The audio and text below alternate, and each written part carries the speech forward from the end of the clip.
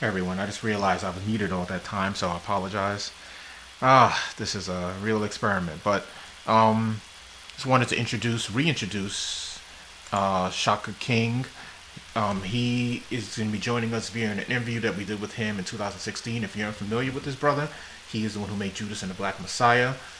We interviewed him for a series of interviews that we did in 2016 at Weeksville, the beloved Weeksville Heritage Center in Brooklyn. And with this series, we interviewed a number of black filmmakers, really about their career and their work in New York and in Brooklyn, and what they do for the future and the past of such a film. So sit back, enjoy. The series is called Beyond the Cut. We filmed this in 2016 after Shaka King made Newlyweds, but many years before he made Judas and Black Messiah. But in between, he was making so many great things like the short film Moon and Yawns, all the stuff you're gonna see in the series. So check it out and let us know what you think.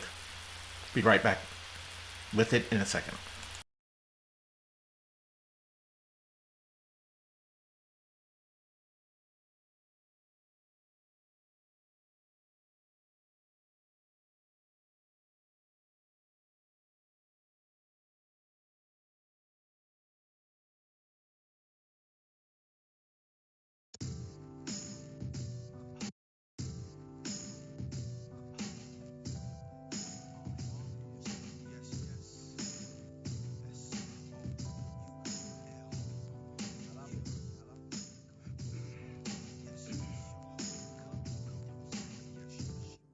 Shaka King is a multitude of things: writer, director, producer, and sometimes actor. His first feature film, Newlyweds, was developed in New York University's graduate film department where King received his MFA in 2013. Later that year, the film debuted at the Sundance Film Festival and enjoyed a 3-week run at New York's vaunted Film Forum. The bittersweet comedy garnered the director the Someone to Watch Award at the 2014 Independent Spirit Awards.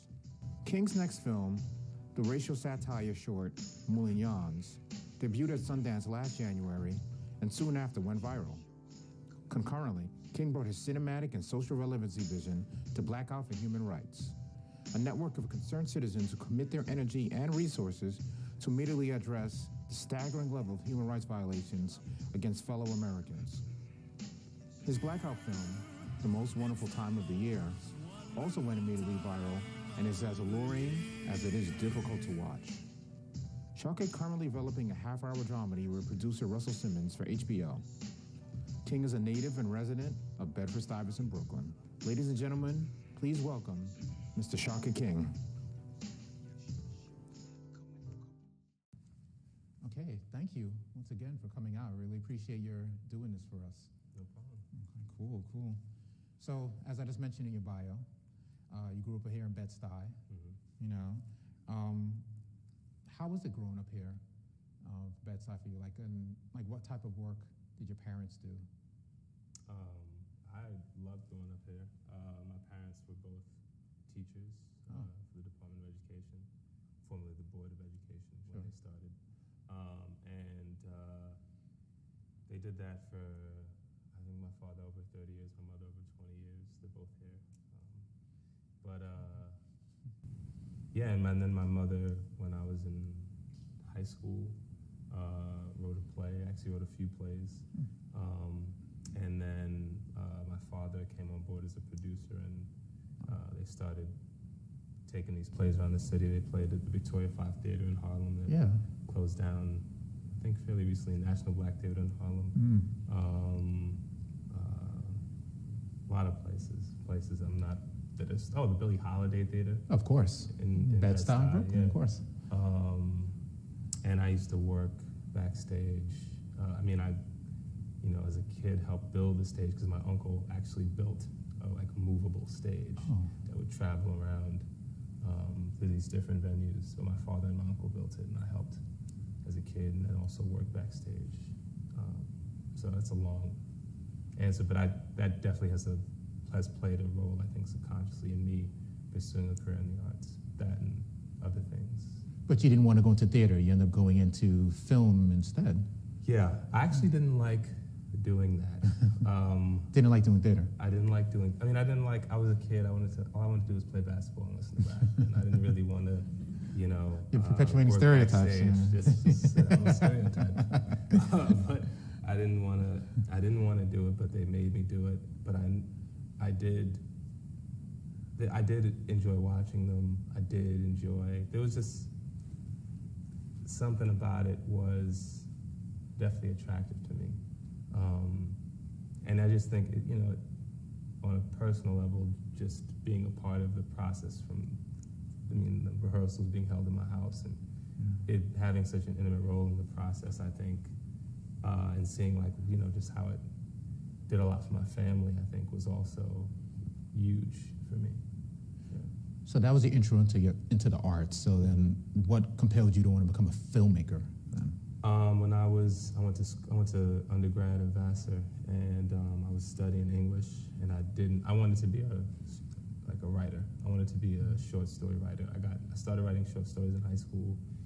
Went to that Vassar, wanted to major in writing. They didn't have a writing major, so I figured I'll major in English, and write when I can. But then I didn't want to read Beowulf. Didn't interest me, so I started studying political science, and I majored in political science for 2 years, and by the time I was a junior, I'd fulfilled all my requirements because I just only did political science classes. Mm-hmm. So then I had 2 years to do whatever I wanted. Right around that time, my best friend in college, my friend Kristen Sprague, he's edited everything. Right around that time, since my best friend he was a film major, and at Vassar, your first 2 years, you weren't allowed to take any production courses. You could only take theory courses, and so he hated it. But then junior year comes, and now he's going to be able to shoot shorts on 16 millimeter and edit them, and he's like really into the class that he's taking, but he doesn't have any partners that he, like most intro film courses, it was a sort of partner-based class, partner-based learning, and he wasn't into any of the folks that he was, partnered with. So he was like, hey, you should try to do this. And I had all this time, I figured, why not? I'd grown up watching movies, loved watching movies as a kid, watching, renting VHS tapes and watching them all weekend with my mom. And so,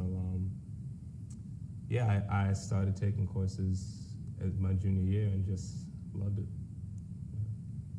Wow, and then, so what type of stories were you telling at that point? Were they very personal, or were they just... They were weird. I had one story. I had a friend, my friend Dell, who has a very expressive face. And these were all silent films. And so, he was always in demand between me and Chris. He was our friend because he just had such an expressive face. And I had this one, we had a couple friends who collected toys, and so I had these toys come to life, and they started murdering his girlfriends. This is messed up. They started murdering his girlfriends, and then you realize that they're his toys that he has to murder his girlfriends because he's a crazy psycho. I mean, it's your early stuff is gonna be that kind of weird stuff. And then I had another one about I made some connection between white supremacy and cigarettes. I don't even know what I was talking about. It was a very weird experimental film, and it was called White Boys, like cigarettes or white boy. I don't know what I was doing, but it made no sense. But I made that, and then I made a bunch of strange black and white 16 millimeter shorts, and then eventually decided to my senior year made a video short. Chris and I made this short called Stolen Moments that was this kind of like how the Black Power mixtape is a mixtape, but it's not really a mixtape, but in a sense it is. It was kind of like our attempt at that, but way before that movie existed. But not about Black Power. It's about the effects of global capitalism on rap music, but in that sort of format. And so we had interviews, but then we also sampled Transformers the movie, and we had these crazy clips and music videos from the time, and it was sort of this weird sort of visual mixtape that reflected our opinions on why we thought sort of the music was in this crisis period during the Murder Inc. 2000s, late 90s. So. But that got you into NYU. No, that didn't get me. Really? No, so that was undergrad, and then I worked for like 7 years in education, making movies on the side, shooting stuff when I could. I took screenwriting courses. That's when I learned screenwriting. Was right after I graduated undergrad, and I actually did more screenwriting than directing before I went to NYU. Yeah, I'd only made a few shorts after college. It's funny though, like in describing those early shorts, and I would even say your early work at NYU, we were trying to come up with a word or a phrase to describe your work, which wasn't easy because we kept thinking of words like irreverent or wry or ironic. Like, if you can, if you even want to, like, how would you like really describe your style of filmmaking? I don't think I have one because there's just so many things that I want to attempt, so many different types of movies that I want to try my hand at. So I don't think I mean, I know that I naturally, when I'm looking at a scene, I can pretty much find humor in most scenes. And I just love humor, I love comedy, so I think that anything I do will have just moments of comedy in it. But that doesn't necessarily mean it will be a straight comedy. It doesn't mean I don't want to do drama or horror. I do have interest in those. So then, do you define yourself as a filmmaker or as an artist? Do you even define yourself? I mean, how does that work for you? Or even, do you even think you're there yet to be able to define your work and who you are in all that? I think I definitely feel, I know that I make films for a living, so I guess that's what people, when I had to get my eyes dilated today and get new glasses, and they said, "What do you do?" I said, "Filmmaker." So I write that on those kinds of documents. That's official. Yeah, and I do practice art, and I love it. And I've been doing it since I was in high school, and it's the only thing I could imagine doing with my free time that could put some money in my pocket. So yeah, I think I'm an artist. Yeah. Absolutely. Do you think that's kind of like a lonely existence, being an artist, being a film director? Is that something that is able to allow you to really connect with people, like on a continuous level, or is it just being in your headspace all the time? Can that be lonely? I think as a writer, you have to spend a lot of time in your own headspace, but I don't think it's lonely unless you don't like it. I enjoy that time, and I enjoy being with people as well. And I'm social, but I'm also introverted. I'm both, but they both bring me pleasure. So I don't think it's lonely, no. It's funny because I was listening to an interview on Microphone Check on NPR, and they were talking to Terrace Martin, the jazz player, fantastic. And he was talking about how he has to separate himself from people for long periods of time, as a discipline. And his father is a jazz musician as well, so he taught him that particular discipline, and it works for him, which is why I ask about the loneliness behind doing that type of work. Is that something you found that you've had to do, or? I'm an only child. Okay. So it comes natural. It comes pretty naturally to me. And yeah, you have to, I just finished doing an artist residency, and it was 3 weeks of just me in a cabin, and there were other artists there who you'd interact with at dinner, but most of your time you were spending alone, and it was great, but then after a while, you're like, gotta get out of here, I gotta go home, A little stir crazy. Some people stay there for 2 months. That's too long for me. I did 3 weeks, and I was all set, But there are people who can do 2 months and be totally happy about it. Yeah. So I want to transition into talking about Newlyweds. It's a film, I think also very much like you, it's a little bit hard to describe. It's been called a stoner comedy. It's been called bittersweet. That's one way I know you define it. Do you have an issue with people calling it like a stoner comedy, or is it just whatever they allow it to be to interact with what it is, or what it is for them, I should say more so? I mean, I always thought of it as a stoner comedy. You know, it definitely borrows elements from the genre, and which I think is a genre with some bad movies and good movies, just like any genre. You know, so it doesn't bother me however people connect to it. I'm just happy that people watch it and have a reaction. You know. So how do you come about even developing that? Like, what's the genesis of putting together Newlyweds? That came about in a very weird. Is it weird? I don't know how weird it is, but you know, it was some life experience. I basically had been in this relationship that ended, and I'd been in it for a long time. And I remember at one point thinking that part of the reason it ended was because we would sometimes had sort of these silly fights about weed. And I, you know, years later realized that was ridiculous, but I was like, oh, that's kind of a good idea for a movie, you know, just a comedy about a stoner couple.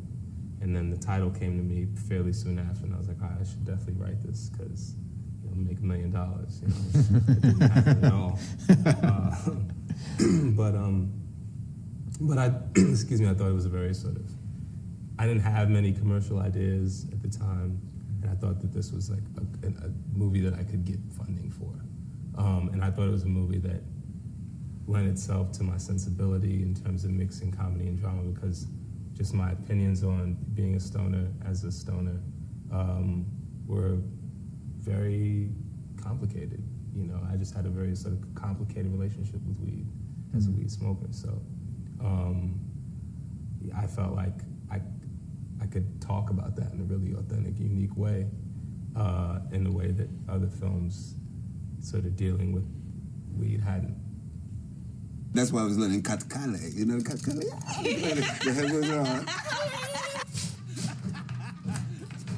Just running back to the hotel. I was dying, man. That's how starved we were now. Baby? Oh. Ni hao. Oh my God, baby, what happened? Nothing. Oh. Chico, this is my boyfriend Lyle. Chico works at the museum with me. Well, technically, I'm the ethnic artifacts curator, so I'm always traveling. What But I happened? work at the museum. Nothing. I was just moving a refrigerator and Not cabinet. you know. Let me get you some ice. Something, Molly.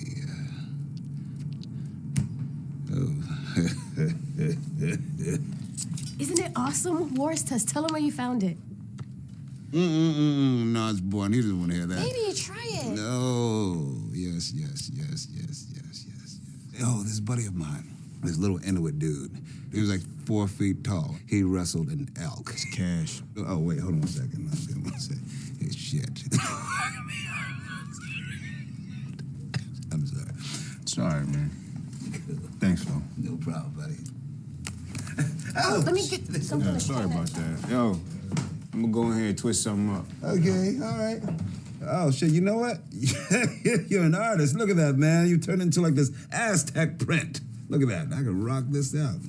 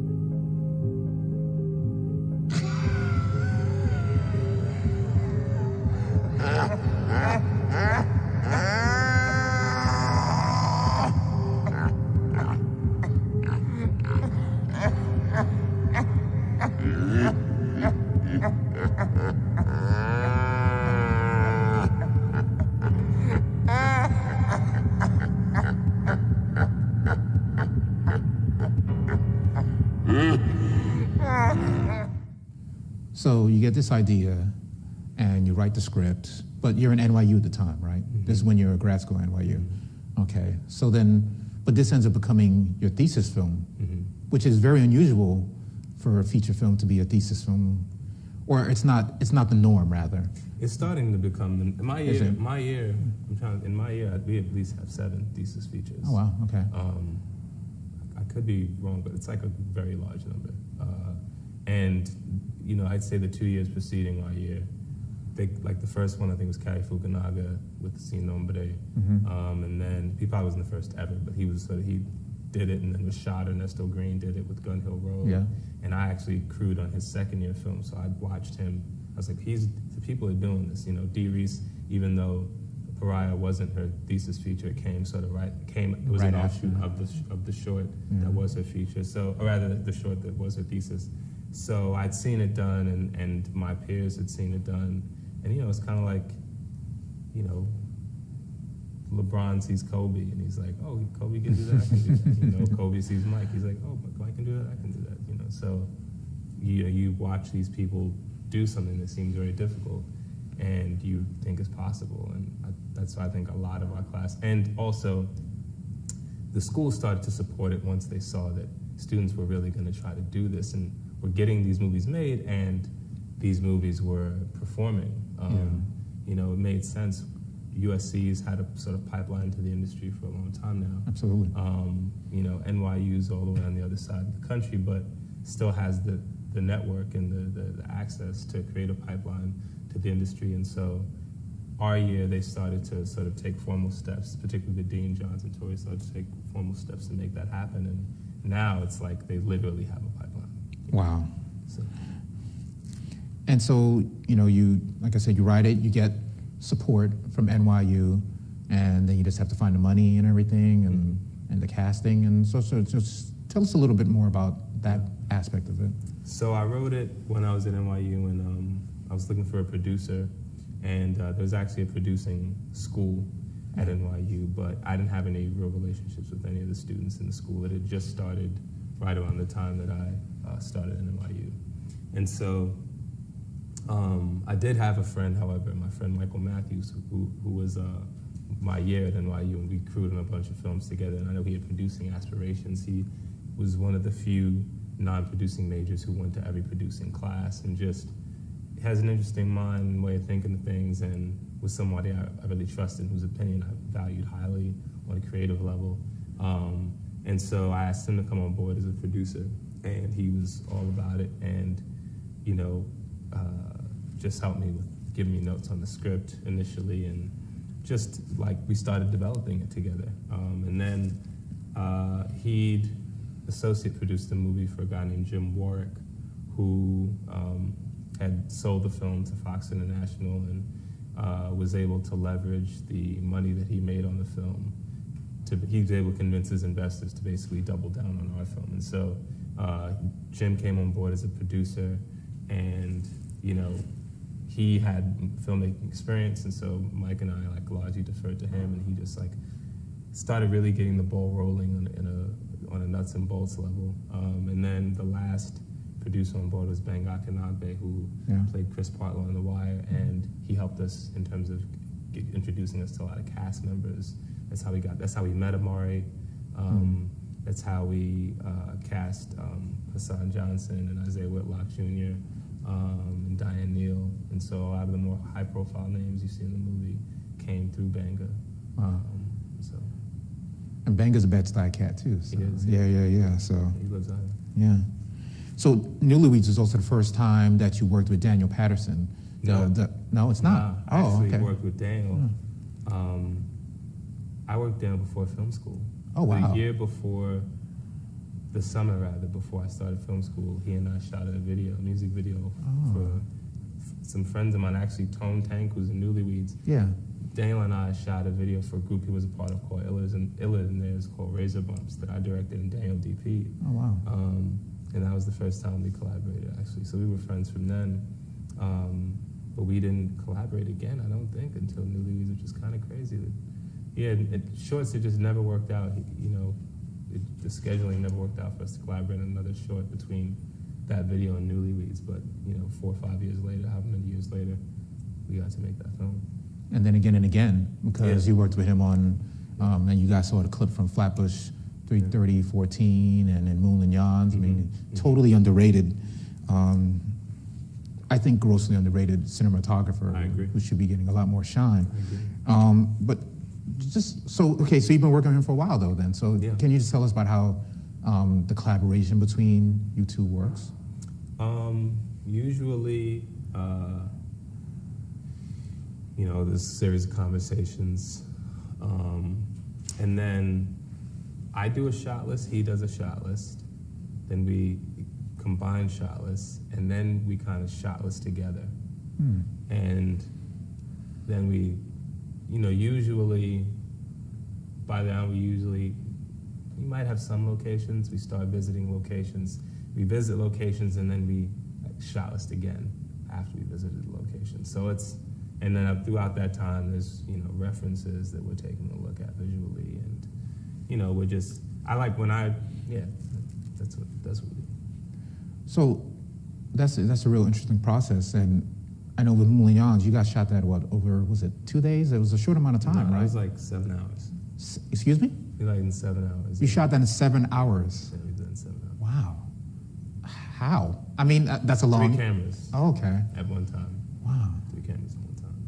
That was really what. And we were lucky. We had 2 really good. Besides them, we had 2 really good operators, and my friend Alex, and I think Kervin, who was like my intern on Newlyweds, actually camera operated as well.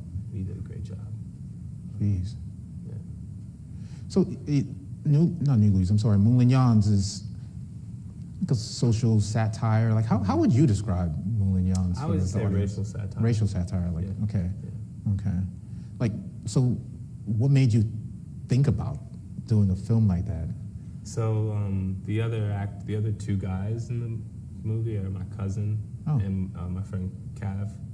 And Cav's been my friend from high school. I've known him since 8th grade, and my cousin's my cousin. So we would, in 7th grade, in 5th grade, I started school at the school Poly Prep in Bay Ridge. Yeah. And it's, very sort of predominantly Italian, Irish, Greek student body at the time. And he was my first white people I haven't really met that were my age, and it was just, they kind of were not, only, like I said, my impression of how white people behave by step, you know what I mean? And like, whatever. TGIF shows. Silver spoons, and so these kids were not at all like that. They were like really funny. They were just different. They were different, culturally. It was a culture shock for me. So then right around that time, so this is my first time in South Brooklyn. So I'm around just like different kinds of kids. And then around that time, I also now starting able to watch R-rated movies with my mom, and my aunt. And I remember we went and saw Casino. I just realized this the other day because I was like, was it Goodfellas or was it Casino? It was Casino. It was me and my aunt, my mom, and my cousin Gerard, who's the dark-skinned guy in Moulin Yans. Okay. And, they're talking, their behavior, it's Joe Pesci, Rob De Niro being Joe Pesci and Rob De Niro in Casino. And we thought it was the funniest thing. And after the movie or during the movie, I just started talking like that because I'd been around kids who were emulating those characters, and neighborhood guys probably. And so I started imitating, and Gerard started cracking up. And then for like 13 years, we would just do that. For, just go back and forth. Call each other on the phone, talk like that for like hours.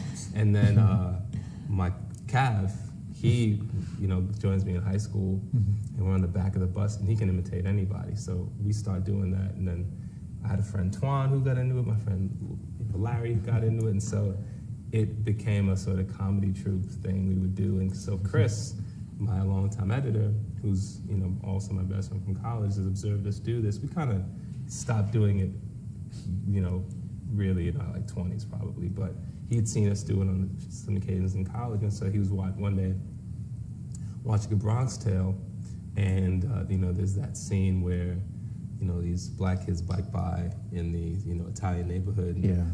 One of the kids says something along the lines like, there goes the neighborhood. And then later on, they end up beating up, a black kid in the neighborhood. And so he wanted to recreate that scene. He said, but he should have, me, Gerard, and Cav recreating that scene. And I was like, that's the greatest idea ever. These guys are hot heads don't control your fucking scope. Didn't I fucking tell you guys? Hey, you let one or two of these niggas move in the neighborhood, next thing you know, your daughter's coming home with fucking Bradley, what's his name, eh? What the fuck is he talking about? Shine from the movies, that guy. Look at that guy. Hey, I don't. What's the big deal? You're all pink on the inside, you know what I mean? Bro, this broad I was just on the phone with, she could swallow a pack of Franks. I call her Hebrew National. Hey, the guys, fuck them. But the broads, hey, fuck them, right? You know what I mean? They're good for one thing. They kiss their dog on the mouth. You know that, right? You gotta get out. I gotta get out of here. Other day, I go to the corner store, the cafe, they get a bagel. Yeah. I got a fucking shine working there now. There's a waitress, a nigger broad. Can you fucking believe it? Fucking affirmative action. Bro, I swear my grandmother's grave. I thought this broad had a chinchilla hanging out her friggin' shirt. So I look at her. I says, sweetheart, forget about a hairnet. You need a leash for that thing. Clean it up, huh? You're fucking handling food here. Give me a break. It's fucking disgusting. To the dogs, I tell you. This neighborhood's going to the friggin' dogs. Guys, excuse me. I'm looking for Kadadiatu. It's like a Gabonese French bistro. This fucking guy. Fucking guy here. It's on Tompkins.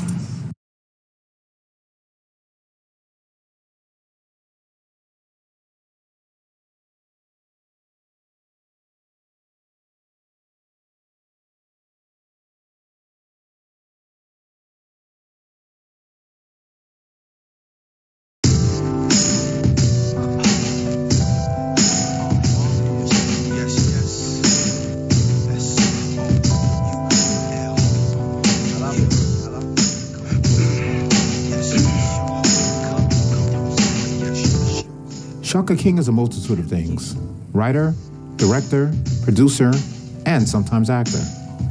His first feature film, Newlyweds, was developed in New York University's graduate film department, where King received his MFA in 2013.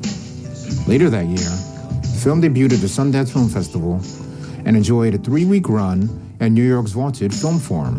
The bittersweet comedy garnered the director the Someone to Watch Award and the 2014 Independent Spirit Awards. King's next film, the racial satire short Moulignons, debuted at Sundance last January and soon after went viral. Concurrently, King brought his cinematic and social relevancy vision to Black Out for Human Rights, a network of concerned citizens who commit their energy and resources to immediately address the staggering level of human rights violations against fellow Americans. His Blackout film, The Most Wonderful Time of the Year, also went immediately viral and is as alluring as it is difficult to watch. Shaka is currently developing a half-hour dramedy with producer Russell Simmons for HBO. King is a native and resident of Bedford-Stuyvesant, Brooklyn. Ladies and gentlemen, please welcome Mr. Shaka King. Fucking affirmative action. I swear my grandmother's grave. I thought this broad had a chinchilla hanging out her friggin' shirt. So I look at him. I says, sweetheart, forget about a hairnet. You need a leash for that thing. Clean it up, huh?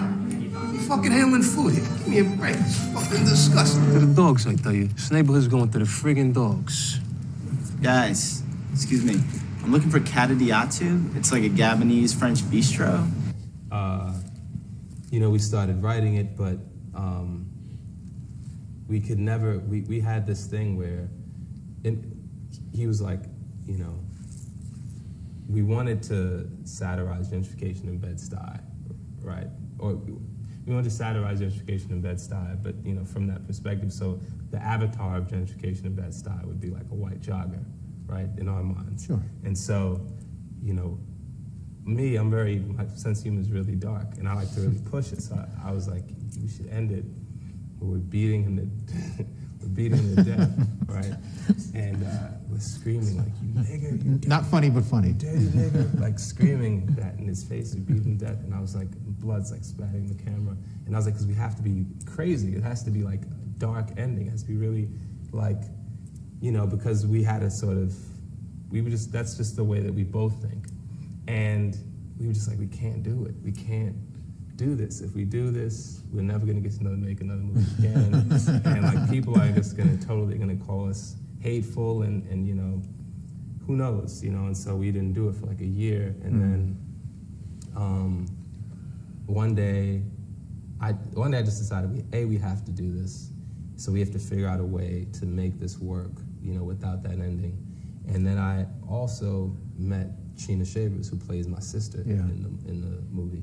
And when I first met her, we were at a party and we were talking, and I was just like, you sound like a Long Island housewife in the like 70s. Like, who, like, you just have this accent. I know you're from New York, and from like an old New York. And one day, and she was like, oh, we should definitely work together on something, because I knew she was an actress and we were friends in common. And when, I thought of doing Moulignans, and I met her, it was just like, oh, you know what, I need to make this movie. I was like, she should play my sister, and the movie should be about how a white guy in the neighborhood just says hi to her and we lose it, And I said, and that is just I said, so many things that we sort of want to touch upon, we can touch upon just in that sort of very simple, scene, basically. Sexual politics. So many things. Like you get patriarchy, even you get patriarchy, in sort of like those mafia movies where like the guy like slaps his sister or like slaps his wife and like no one says anything but like laugh. Yeah. You get that. You also, that was around the time of, all those, street holler videos and people talking about like, oh, there's only images of black men in these street holler videos. What about all these other people? And there was a lot to just not necessarily make a huge statement with, but to create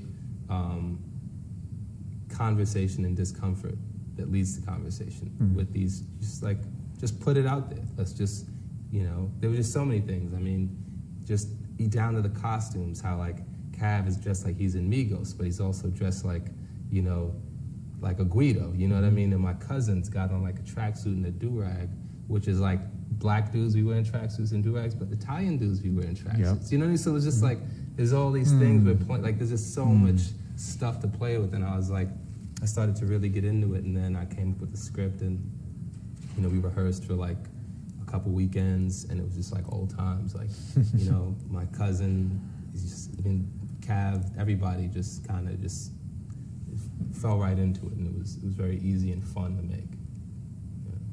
Nice.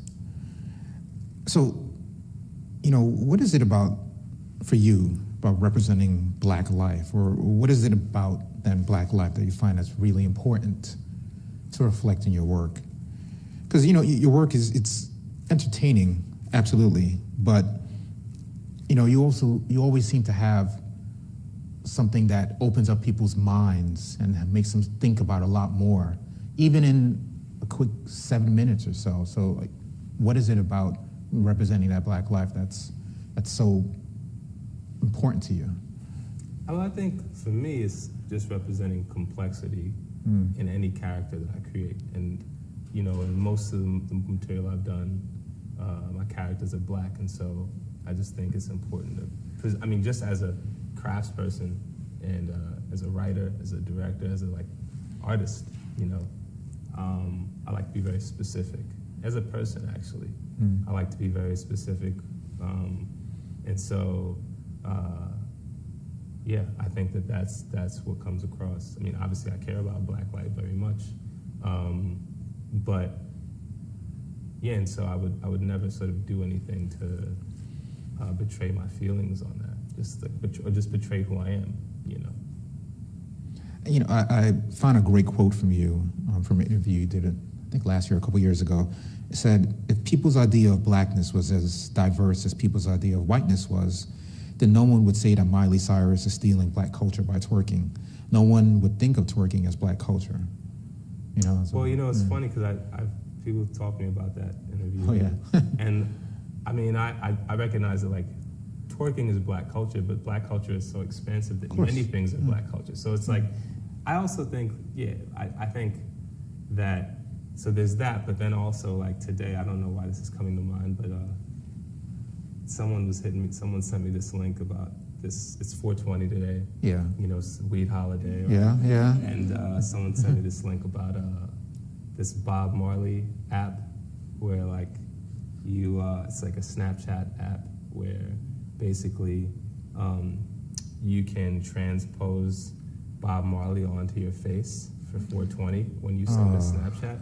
People like, is this blackface? And people are like outraged and I was just like, are you really outraged? Like outraged? You know what I mean? Like, yeah, of course. Like it was the dumbest thing ever, So I think that I think like that came to mind. I think just because to me like people getting really upset with Miley Cyrus twerking was as dumb as like getting upset about like Snapchatting Bob Marley's face. It's just like really like that's what we're gonna sort of get your blood pressure up about. Yeah. I just think a lot of it is like clickbait and silliness and of course. like a non-useful way to spend like the little amount of time you have left on this earth. Just distractions. Yeah. Which are welcome, but at the same time, don't take it too seriously. But it's not like fist in the air. You know what I mean? Like, it's just a distraction. It's call it what it is. So in regards to that, and the whole representation of Black life, you worked from the beginning with Blackout for Human Rights. Really creating like pointed video content, especially that we had mentioned it, we didn't show it, but your video Most Wonderful Time of the Year, fantastic. Thanks. Once again, I mean, like, what made you think about piecing together? And folks, if you haven't seen it, it pieces together images of police brutality against a multitude of people, not just Black folks. Yeah, it's just sheer. Yeah, it's horror. It's horror. It is horror. So like, how did the idea for that video? I just, I don't know. I don't know where ideas come from. I knew that we were creating viral content to support this this Black Friday protest, and Black Friday boycott specifically. Yes. And so automatically I'm thinking Christmas carols, and then it was like, oh, Most Wonderful Time of the Year. Oh, it'd be crazy if we just took images of police brutality and set it to this song, I mean, and also it's a song that you've seen used ironically in many movies, Sure. for like Face Off, it might be in it. It's just like any Christmas movie where like somebody's falling or getting shot, they play that Bad Santa maybe, and so it was like, oh, okay, that song is often used ironically. Here's the most ironic usage of that song would be if we put these images against it, And what did you think about the response to it? Oh, I was happy that it traveled and that it got out there and that, it was, I mean, it was enraging. It's a very upsetting video. I remember, Chris had to do that. And actually, two people to do this. This guy, Cliff Solo, who compiled all of the footage. That was a brutal job. And then Chris had to do a brutal job of cutting all of that footage down. That takes its toll on you, just watching that over and over again. And then just me and him. Then I came later, and had to sort through what he'd cut down, and then we had to cut that down even more. For me, it was brutal. So, and then you watch it, and it's maybe 2 minutes long, maybe less. Yeah, it's less. Yeah. And that might be actually in some ways the most brutal part because there's no context. It's just brutality, brutality, brutality, brutality, brutality. And you can't deny, like when you see a guy in a wheelchair, when you see 4 guys in wheelchairs get body slammed in a row by a bunch of different cops, you can't say, oh, this is an aberration. That's just guys in wheelchairs, let alone, women who are just get tackled in the middle of nowhere, or, somebody takes a guy's head, smashes it against a wall, and he was just standing there, and now there's a blood smear on the wall. You have to acknowledge that, okay, this is a problem. Like, what are you gonna say to that? Like, I like to make stuff where it's just like, what are you gonna say to that? You know, how are you gonna say that this isn't just injustice? You know. So then, do you think, as an artist, that you have a responsibility to the community to create certain types of work, or as an artist, should you just be unfiltered, or is it both? I mean, I think it's all about whatever you choose to do. You know, I make the choice. I choose to make the kind of art that I want to make, and you know, who knows? Someday that could change. But I like making what I like to make. I really just like to make what I like to make. I never was good at 9 to 5, or you know, I'm not even particularly necessarily good at making stuff for people. You know, I am when my vision aligns with their vision, or they, you know, are attracted to my vision. But yeah, I think it's really up to you as the artist, what you want to do and what you know, that's not for everyone. Yeah. You know, and it's funny because it's like, as an artist too, you also are creating sensibilities for other people, which is why I ask about the responsibility, you know, because, you know, there's room for everything, right? There's room for comedy, there's room for drama, there's room for, you know, the silliest of stoner comedies and the most dramatic of stoner comedies, you know? But then that's why I ask about responsibility. So if people are creating a certain sensibility based on your art, you know, should you be making art in a specific way? And I know it's a big question, and you don't necessarily have to answer. No, I don't but mind it's like answering it. I don't mind answering it. I mean, you know, I'm not gonna lie. Like, I see things sometimes, and I'm like, that's just terrible for the world, you know. But I mean, that's sort of a moralistic stance to take, and you know, I'm no judge, I'm no juror, you know.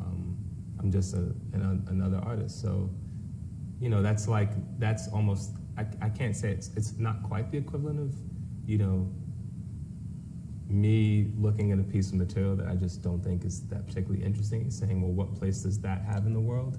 Because, you know, you're talking about one that could actually sort of be inspiring harm and hate, you know, and there are, like, you know, there are songs, movies, shows even probably that, like, are almost as, like, vile as Mein Kampf, you know what I mean? And that, like, just out there to warp people's psyche and are just, like, harmful pieces of material. But that's my opinion of that art, you know? And so, and, you know, without that art, you wouldn't have commentary on that art saying, hey, that's fucked up, that shouldn't exist.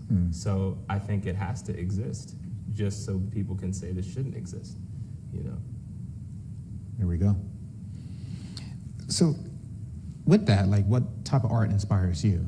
You know, whether it's painting or music or whatever, or other films. Music. You're a big music guy. Music mostly, yeah. Like who? So many things. I love all types of music. Okay.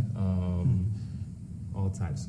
I'd say, you know, Miles Davis has always been a big influence on me.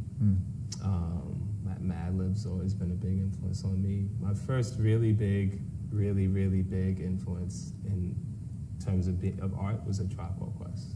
I had a feeling you were gonna say that. But I didn't. I mean, I knew that. I've known that for a long time. I mean, anybody who knows me knows that. Like, when Fife died, I got an email from a friend I hadn't seen in years, and she was like, in 7th grade, I remember when we were playing Hangman, and your clue was like people's instinctive travels in past, and none of us knew what that was. Like, I was like, I loved Tribe Called Quest as a kid, and so yeah, just like sounds. Like, I've always just been into sounds, and you know, RZA certainly, just in terms of like taking sort of very in like the Bomb Squad, and taking like disparate pieces of information and turning them into just a singular, like a thing. That's been a huge influence on me. You know, Miles Davis in terms of just like never being comfortable and with making one type of thing and not really overthinking and questioning what you're doing and just being in the moment. And that's also why Madlib is, besides him being just like one of my favorite producers, but just his approach to making stuff and just constantly being in the moment and not really being precious with stuff. And also like Miles' sort of ideas and about collaboration, like him being just one of the most collaborative people ever. You know, and really bringing out the best in his collaborators and just doing a great job casting. So, you know, in a lot of ways, those people have been influences in terms of how I work. No, I totally see the Miles in your work. That's yeah. So, you know, we know you're still learning and growing as an artist, as a person, as a human, but, you know, can you share for like the fellow artists in a room, like how do you exactly like approach life to being a working artist? Because you're a working artist, which is not an easy place to be at.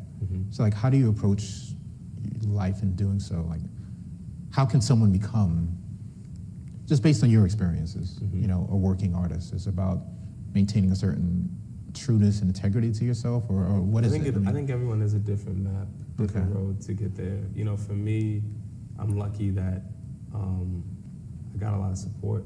You know, I'm an only child. I have a lot of support in my family. So, you know, I went a good couple years without like steady income. You know, and like borrowed money from my folks because they could help me out. You know, and they could help me out and they were willing to help me out. And not everybody has that. You know, like that was, you know, I didn't have to get, you know, a teaching. I didn't have to like get, you know, a teaching artist job when I was in grad school, you know, and a lot of my friends did and didn't have time to like sit at a computer for 8 hours and write a screenplay or like go and shake trees, you know, and try to get money for something like, you know, that was a real luxury. That's why like people do say, you know, film is for like the people with money, you know, because it requires a lot of money and a lot of support, you know. So I lucked out in that regard. But I think, you know, it's also important to make stuff. You know, I had a lot of friends. I took out crazy living loans, which is really like I gambled my future, you know, which I tell people all the time I think is a worthy investment if you can deal with people calling you for money. You know, not everybody can deal with like, you know, student loan officers and collection agencies harassing you. I don't really care so much. So, you know, I was able. That's another, I think, thing you have to be just willing. I have friends who, you know, it gives them anxiety. You know, the fact that they owe $300,000 and they don't know how they're going to pay that back. That doesn't give me anxiety because, you know, if I'll pay it back if I can. If I can't pay it back, I'll go to my grave, you know, and like, that's it, you know. So, yeah, I think there's a certain temperament that you kind of have and a certain doggedness, you know, where there's no other option, you know, like nothing else. I'm not doing anything else, you know. You know, someday I'll teach because I want to teach, and someday I'll probably have to teach because, you know, it's very difficult to be a filmmaker your entire life, you know. But I'm going to be really fortunate if I'm able to, you know, make films into my 50s. That'd be a blessing, you know. But a lot of filmmakers, I talk to older filmmakers, you know, every now and then who are like, yeah, I like the 80s, I was killing it, but like when I got older, they just didn't want to take my calls anymore, you know. And so I'm prepared for that day to come. And so it's just like you have to have a very, I think you have to have a very sort of dogged mentality that I'm going to do this, but you also have to be able to go with the flow and deal with a lot of no's, deal with, you know, having $5 to like, for a couple, you know, for a week, you know what I mean? 2 weeks, you know, you're going to have to deal with, you're going to have to just get creative and, you know, it's challenging, but it's not new. It's like something that artists have had to do forever, you know? Like, people complain about sort of being an artist a lot, but it's tough being an artist in New York City, but it was always tough being an artist in New York City, you know? Like, people waiting tables, driving a cab, you know, teaching and writing plays. Yeah. You know what I mean? Like, you know, Melvin Van Peebles, when he came and spoke at NYU, the amount of careers that man had while he was creating art, you know, he was just a hardworking person. And I think that that's another thing. Like, being an artist is hard work. And if you enjoy making art, it shouldn't, you should enjoy it. You shouldn't, it's hard work, but it's fun. It's what you choose to do. So, you know, I think also just being passionate about the hard work, being passionate about the work. You know, that's, I think, like, above all, the most important thing. Cool. Yeah. Shaka King, thank you very much. Oh, I really appreciate it. my pleasure.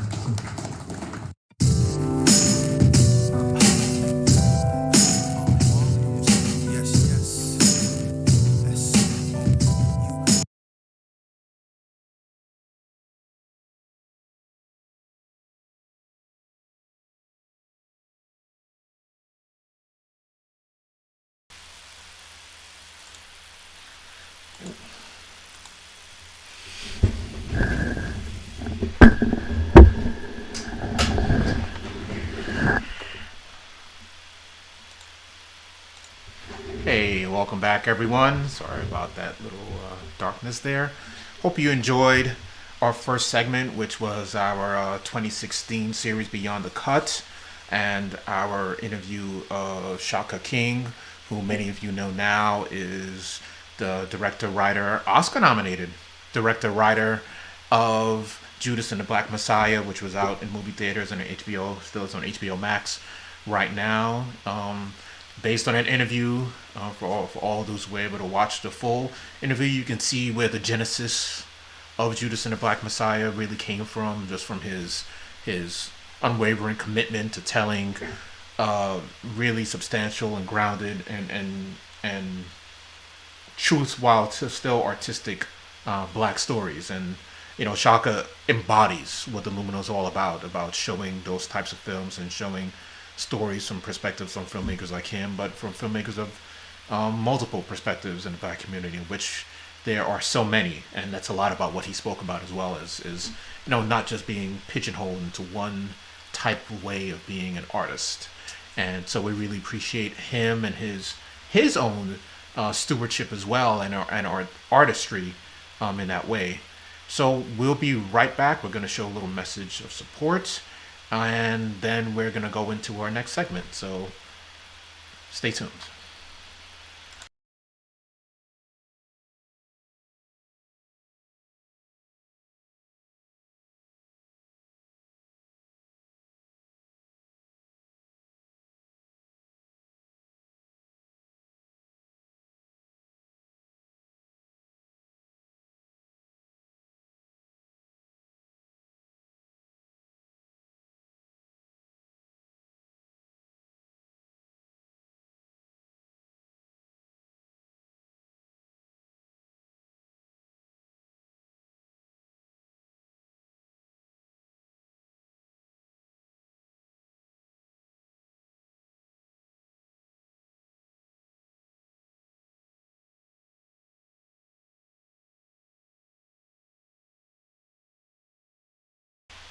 Okay, everybody, we are back. Um, just about to queue up this great little message of support from some fantastic friends of ours from the Luminal Theater. These guys have been very helpful and in many ways instrumental in helping us figure things out, especially when we first started back in 2015, and we've worked together and attended each other's fundraisers, and they're doing the same now. So check this out. This message from the founder of the light industry.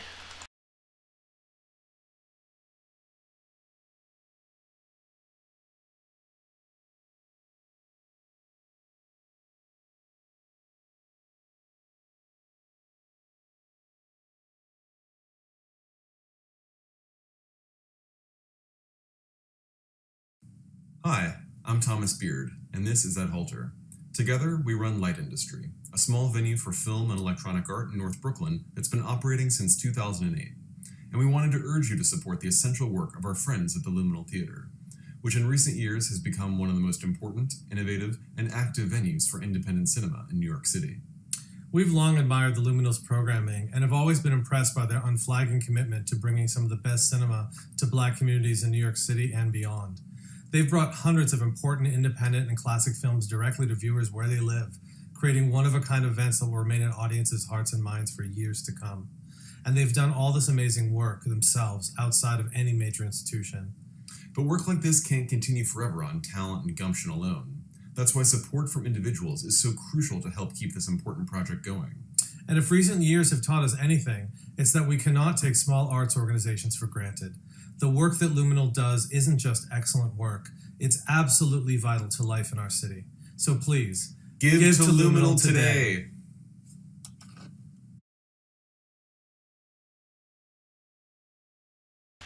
Wow, thank you again, Thomas. Thank you again, Ed, for your own unwavering commitment to independent film. Hi, I'm Thomas Beard. Sorry. And this is Ed Halter. Together, we run Light. I'll repeat it again. To your unwavering commitment to independent film, and also actually to Black independent film. We actually co-hosted a great screening back in 2019. It was early 2020. All the years get mixed up, but we did a great screening of Al Santana's work, who, if you don't know, is a fantastic filmmaker. I actually had hoped to get him on the telethon, but schedules didn't really align in the right way. But among other things, I mean, they've been champions of film and filmmakers for many years now. So thank you, Ed. Thank you, Tom, for your message of support. And remember, you can donate to us. You can donate via our Streamlabs page. You can donate via our Kindful pages. So make sure to do so. All right. Cool. Also, so we're gonna go into our next segment. So our next segment is actually, so earlier this year, the Luminal. So we are based in multiple places. We are nomadic, and as a nomadic cinema, we move around. Our two main areas of location are South Carolina and New York. And for the top of 2021, we